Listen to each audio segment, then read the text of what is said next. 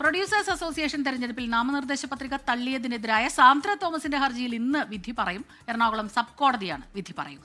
Bylaw പ്രകാരം മത്സരിക്കാൻ താൻ യോഗ്യയാണ് എന്നാണ് സാന്ദ്ര തോമസിന്റെ വാദം. നിതിൻ അംബുജൻ ചേരുന്നുണ്ട് കൊച്ചിയിൽ നിന്ന് വിശദാംശങ്ങളുമായി. നിതിൻ, ഇത് സിനിമാ ലോകത്ത് നാളുകളായി ഒരു തർക്ക വിഷയമാണ്.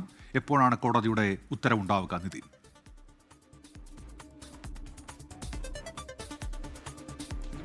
തന്നെ കഴിഞ്ഞ ഏതാനും ദിവസങ്ങളായി സിനിമാ മേഖലയിൽ വലിയ വിവാദങ്ങളും അതോടൊപ്പം തന്നെ ഇതുമായി ബന്ധപ്പെട്ട് വലിയ ചർച്ചകളും ഉണ്ടായിരുന്നു. ഇതൊരു പരസ്യമായ വാക്കേറ്റത്തിലേക്ക് വരെ പോയൊരു സാഹചര്യമാണ് ഉണ്ടായിരുന്നത്. മറ്റന്നാളാണ് പ്രൊഡ്യൂസേഴ്സ് അസോസിയേഷൻ തെരഞ്ഞെടുപ്പ് നടക്കാനിരിക്കുന്നത്. ഇതിനിടയിലാണ് പ്രസിഡന്റ് സ്ഥാനത്തേക്കും മറ്റ് സ്ഥാനത്തേക്കും സാന്ദ്ര തോമസ് നാമനിർദ്ദേശ പത്രിക സമർപ്പിച്ചത്. പക്ഷേ മൂല്യനിർണ്ണയത്തിൽ സാന്ദ്ര തോമസിന്റെ നാമനിർദ്ദേശ പത്രിക തള്ളിയിരുന്നു. പ്രധാനമായും ചൂണ്ടിക്കാട്ടിയത് ഒരു നിർമ്മാതാവ് എന്ന നിലയിൽ സ്വതന്ത്രമായി തന്നെ 3 സിനിമകളുടെ സെൻസർ സർട്ടിഫിക്കറ്റ് വേണമെന്ന വരണാധികാരി നിലപാട് ചൂണ്ടിക്കാട്ടിയാണ് നാമനിർദ്ദേശ പത്രിക തള്ളിയത്. ഇത് ചോദ്യം ചെയ്താണ് കോടതിയെ സമീപിച്ചത്. എറണാകുളം സബ് കോടതിയുടെ വിധി ഇന്നുണ്ടാകും. ഇന്നലെ വിശദമായ വാദം ഇതുമായി ബന്ധപ്പെട്ട് കേട്ടിരുന്നു.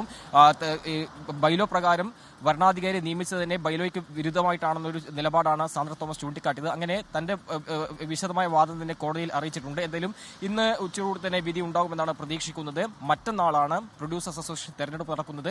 പരസ്യമായ വാക്കേറ്റത്തിലും വിവാദത്തിലും വലിയ പോയൊരു തെരഞ്ഞെടുപ്പായിരുന്നു. അതുകൊണ്ട് തന്നെ ഏറെ നിർണായകമായ ഒരു തെരഞ്ഞെടുപ്പാണ് നടക്കാനിരിക്കുന്നത്. ഇതിനിടയിലാണ് പത്രിക തള്ളിയ വരണാധികാരിയുടെ നിലപാടിനെതിരെ സബ് കോടതിയെ സമീപിക്കുകയും ഇന്ന് വിധി ഉണ്ടാവുകയും ചെയ്യുക.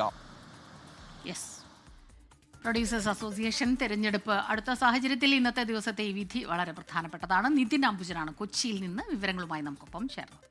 ലോകത്തെവിടെയായാലും ഏത് സമയത്തും 24 വാർത്തകളും ഓഗ്മെന്റഡ് റിയാലിറ്റി പാക്കേജുകളും എക്സ്പ്ലെയിനറുകളും വിശദമായി കാണാൻ ഞങ്ങളുടെ യൂട്യൂബ് ചാനൽ നിങ്ങൾക്ക് സബ്സ്ക്രൈബ് ചെയ്യാം.